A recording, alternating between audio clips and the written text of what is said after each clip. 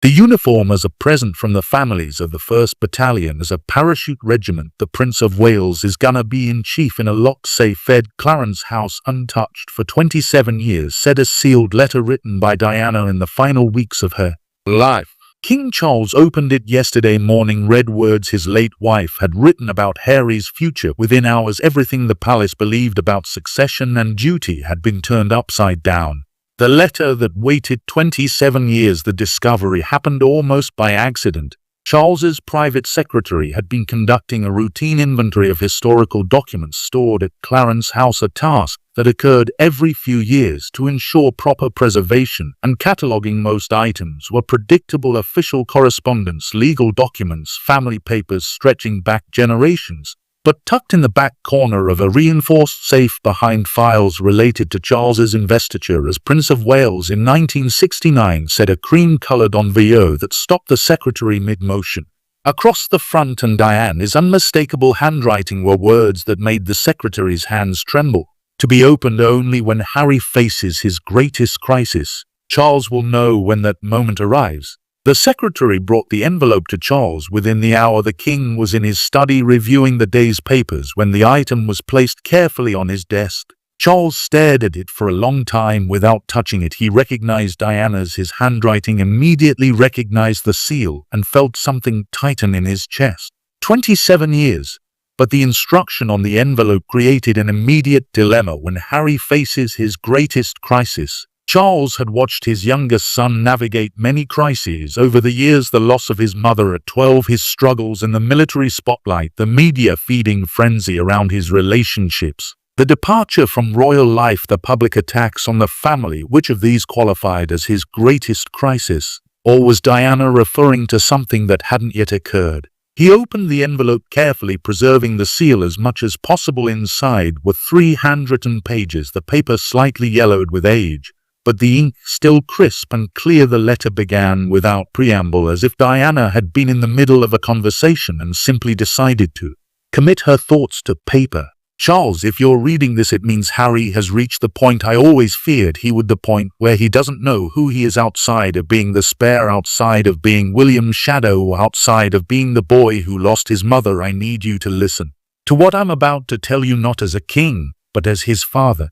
Charles felt his throat constrict. Diana's voice, so clear through the writing, reached across nearly 3 decades to address the situation she couldn't have fully understood, but had somehow anticipated with unsettling accuracy. He continued reading, and with each paragraph his understanding of his late wife's perceptions about their younger son deepened and became more complex. Diana wrote about Harry's sensitivity, his tendency to feel everything more intensely than William did. She described watching him as a child, seeing how he absorbed the tensions in their marriage, how he internalized the media scrutiny, how he struggled to find his place in a system that had a clear role for the heir, but only vague expectations for the spare. He will always be trying to prove himself, Diana wrote, and he will always feel that whatever he does, it isn't enough. That's not his fault, it's ours. We built a family structure that makes him feel secondary from birth. But what struck Charles most powerfully were Diana's predictions about Harry's future. Written when Harry was just 12 years old, barely past childhood, Diana had anticipated patterns that would define his adult life with disturbing precision. Charles set the letter down, his hands shaking. Diana had described Meghan without ever meeting her, and had outlined the trajectory of Harry's departure from royal life. 15 years before it happened, how had she known? Had she simply understood her son so deeply that she could project his vulnerabilities forward? Or had she recognized patterns in herself, in Charles, in the institution that made Harry's eventual rebellion inevitable? The letter continued with more immediate observations about Harry as a 12-year-old boy struggling with his mother's impending divorce from his father. However, Diana couldn't have known her own death was weeks away. She described Harry's nightmares, his questions about why families fell apart, his desperate attempts to make both his parents happy even when their happiness was incompatible. And then on the 3rd page, Diana wrote the words that would change everything. If Harry ever reaches a point where he's lost, where he's isolated himself from the family because he believes they betrayed him, I need you to do something for me, Charles, something that goes against every instinct the institution has taught you. I need you to bring him home, not as a prince, not as a duke, but as your son. Release him from the expectations. Let him build a life in Britain that isn't about succession or duty or public service. Let him be ordinary as anyone born royal can be, given the one thing we never could while I was alive: freedom within the reach of family." Charles read that paragraph 3 times, each time hoping he had misunderstood. But Diana's meaning was clear. She was asking him to do the one thing the monarchy rarely did: allow a senior royal to simply walk away from duty while remaining within the family structure. The final lines of the letter were addressed to Harry himself, though Diana instructed Charles to deliver them only when appropriate. "My darling boy, if your father is sharing this with you, it means you felt lost for far too long. Come home. Not to the palace or the duty or the cameras. Come home to the family that loves you even when they've done a terrible job of showing it. You were never meant to be William's shadow. You were meant to be yourself. And that's enough. It always was." Charles carefully folded the letter and sat in the profound silence that followed.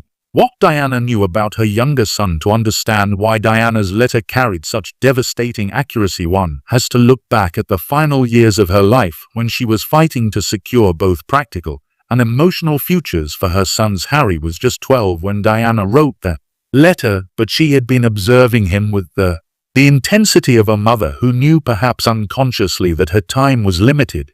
Those who are close to Diana during that period, members of her personal staff and friends who maintained discretion for decades, have shared fragments of her concerns about Harry. She worried about him in ways she didn't worry about William. The older son had his role secured, his path clear, his identity defined by the avid ability of future kingship. But Harry existed in a constitutional grey zone. Diana recognized that ambiguity was dangerous. She had seen what happened to Margaret, the Queen's sister, whose life had been defined by being the spare who was never quite central enough to matter, but never free enough to live independently. The letter referenced specific conversations Diana had with Harry during the summer of 1997.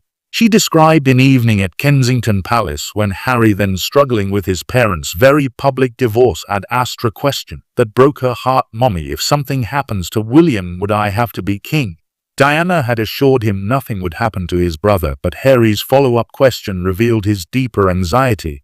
"But if I did, would I be good enough?" That question, Diana wrote, exposed the core of Harry's identity struggle. He measured himself constantly against William and found himself lacking, not because he was actually less capable, but because the system was designed to elevate William and minimize Harry. Every public appearance reinforced the hierarchy. Every news article described William as the future king and Harry as the spare. The label had become so common that people forgot how deeply damaging it was to a child's sense of worth. Diana had tried various strategies to build Harry's confidence outside the royal framework. She exposed him to her charity work, particularly with marginalized communities, hoping he would find purpose in service rather than status. She encouraged his interest in the military, recognizing that the armed forces offered a meritocracy that the monarchy never could, and most importantly, she repeatedly told him that his proximity to the throne didn't determine his value. But Diana also knew that her influence had limits. After the divorce, her access to the boys was controlled and limited. Charles's household increasingly managed their upbringing, and Diana worried that without her constant reinforcement, Harry would internalize the lesser than narrative the system imposed on him. Her letter suggested she had tried to discuss these concerns with Charles directly, but found him either unwilling or unable to understand the psychological damage being done to their younger son. One passage in the letter described a confrontation Diana had with Charles in early 1997, months after their divorce was finalized. She had demanded that Harry be given greater independent responsibilities and more opportunities to develop an identity separate from William. According to Diana's account, Charles had dismissed her concerns as an emotional overreaction. "He told me Harry was fine, that all younger sons managed perfectly well, and that I was projecting my own issues onto our son," Diana wrote. "But I wasn't. I was seeing what Charles refused to see. Harry was already starting to believe he didn't matter." The most chilling part of Diana's letter was her prediction about how Harry's vulnerability would make him susceptible to manipulation. She didn't use that word exactly, but the implication was clear. When someone finally tells Harry he's special, he will believe them completely. He won't question their motives because he's been starved of that validation his entire life. And once he believes he will follow the person anywhere, even if it takes him away from everyone who actually loves him. Written in 1997 about a 12-year-old boy, those words described with eerie precision what would happen to decades later when Harry met Meghan. Diana couldn't have known the specifics, couldn't have anticipated the exact circumstances. Still, she understood the emotional pattern that would make her son vulnerable to anyone who offered him the one thing the royal family had failed to provide, a sense that he was enough exactly as he was. Diana also wrote about the anger she sensed building, and Harry's anger he didn't yet have the emotional vocabulary to express. He's furious at the world for taking a normal childhood away from him, angry at the press for invading every moment, furious at Charles and me for failing to protect him from scrutiny. But mostly he's furious at a system that tells him his entire purpose is to be William's backup. That anger will surface eventually, and when it does, I pray someone remembers that beneath it he's just a boy who wanted to be loved for himself, not for his title or his bloodline. Those who knew Harry during his teenage and early adult years have confirmed that Diana's observations were frighteningly accurate. His rebellious phase, the partying, the Las Vegas incident, the consistent pattern of pushing boundaries, all reflected the anger Diana had identified when he was still a child. Harry was fighting against a role he never chose and couldn't escape, and every act of rebellion was simultaneously a cry for help and an assertion of individual identity. But Diana's most profound insight came in her recognition that Harry's crisis wouldn't be about scandal or public embarrassment. It would be about isolation. The wish that breaks royal protocol. Diana's specific request, laid out in careful detail across the final 2 pages of her letter, presented Charles with a constitutional and emotional nightmare. She wasn't asking for Harry to return to complete royal duties. She wanted Harry to come home to Britain and live as a private citizen within the royal family, to maintain his place in the line of succession technically, but to have no duties, no expectations, no public role whatsoever. She envisioned him living on a private estate, perhaps in Scotland or the countryside, where he could raise his children away from media scrutiny, but within reach of William's family and Charles himself. Most controversially, Diana wanted Harry to be released from the financial constraints that typically bound royal family members allowed to pursue private employment or personal projects without palace approval. Charles read that passage and immediately understood why no one in the palace hierarchy would support this plan.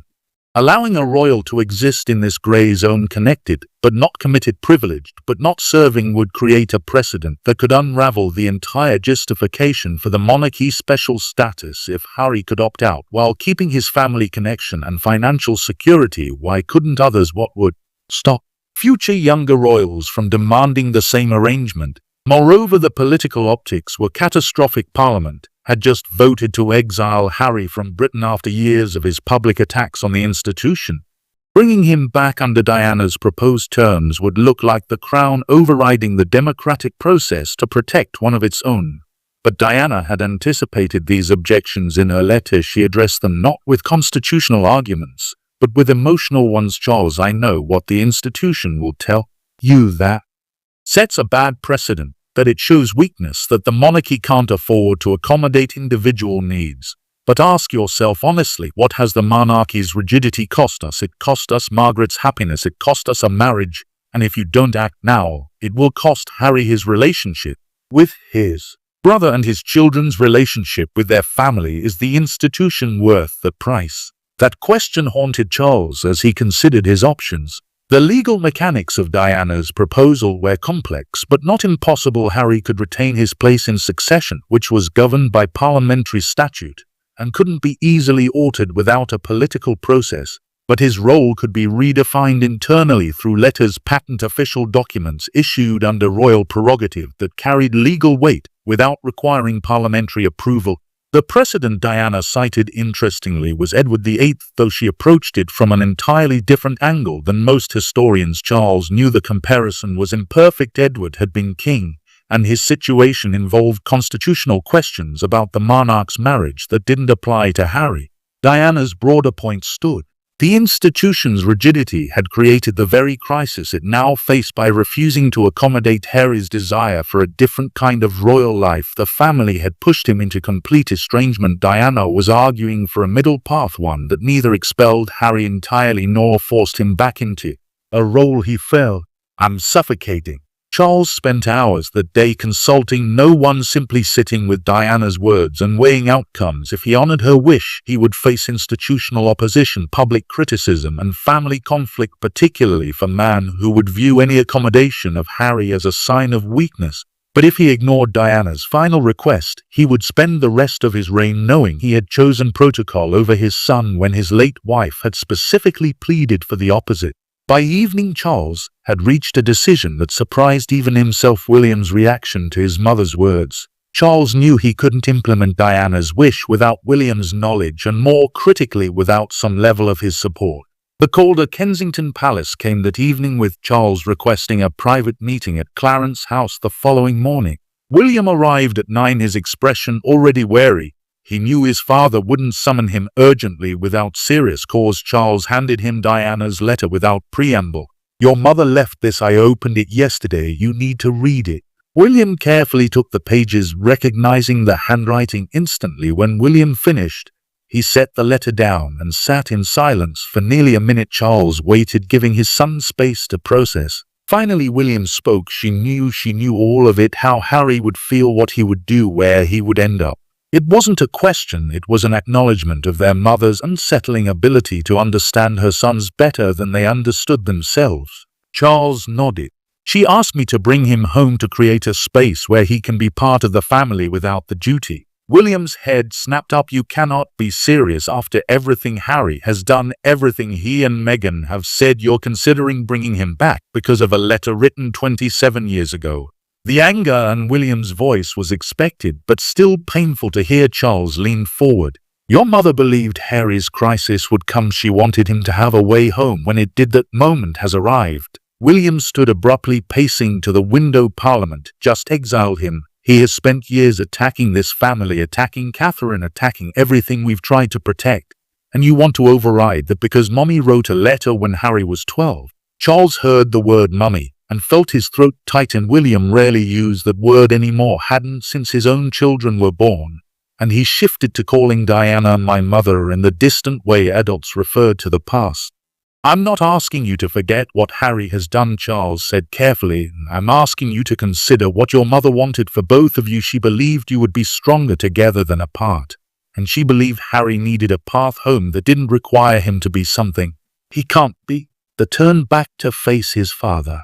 What he can't be as loyal, what he can't be as discreet, what he can't be trusted. The words hung between them, brutal in their honesty. Charles couldn't deny any of them. Harry had proven himself disloyal through repeated public attacks. He had shown he couldn't maintain discretion about private family matters. And trust, once broken as thoroughly as Harry had broken it, couldn't be easily restored. But Diana's letter anticipated these very arguments. Charles reached for the letter, flipping to the second page. "Your mother wrote this. William will be angry at Harry, and he will have every right to be, but anger between brothers who love each other is different than the permanent estrangement that comes from pride and protocol." William's face went pale. The direct address from Diana, speaking specifically to him about his relationship with Harry, hit with force no current argument could match. He took the letter back, reread that passage, and Charles watched his son's carefully constructed defenses crack slightly. "She's asking you to remember that Harry is your brother before he's anything else," Charles replied. "And she's asking both of us to create a way for him to come home that doesn't destroy him or us in the process." William walked back to his chair and sat heavily. "Tell me what you're planning specifically." Charles outlined Diane, his vision as detailed in the letter. William listened without interrupting, his expression unreadable. When Charles finished, William asked the question that mattered most. "What about Meghan?" Charles hesitated. The arrangement would extend to Harry's family, including his wife and children, but Meghan's role would need to be extremely limited. No commercial exploitation of royal connection, no media projects involving family matters. Essentially, she would need to accept